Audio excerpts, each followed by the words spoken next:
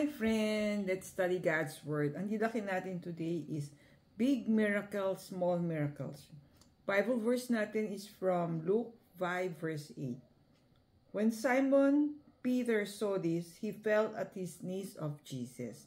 So ito yung gospel about, the gospel today about they were not having any cash for the day, and then Jesus appeared and parang yung net nila was so overflowed with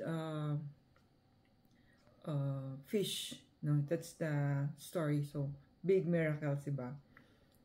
So, sabi niya, in this tiny book called Didache, or in the life-changing magazine called Feast, read many miracles, small and big. They leave us in awe of the power of God at work in people's life. So, the one who wrote today's story is si Sis Tess Atienza. So, sabi niya, in our little world, God's miracles come on a daily basis.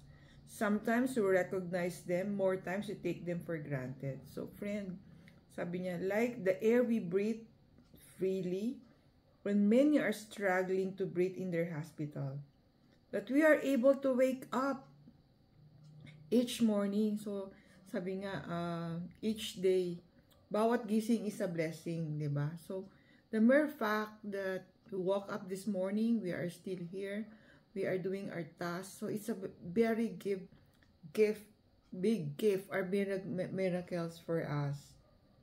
And earn from our jobs or business when many have to beg in the streets for their survival. So, marami tayong blessings na siguro we take for granted.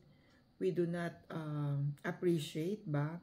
So sabi nga, Peter, nung nakita niya yung miracle doon sa sea, di ba, na Jesus was able to bring a lot of fish doon sa catch for the day. So he was in awe. He fell on his knees. Na he could not believe the miracle that is happening before his eyes.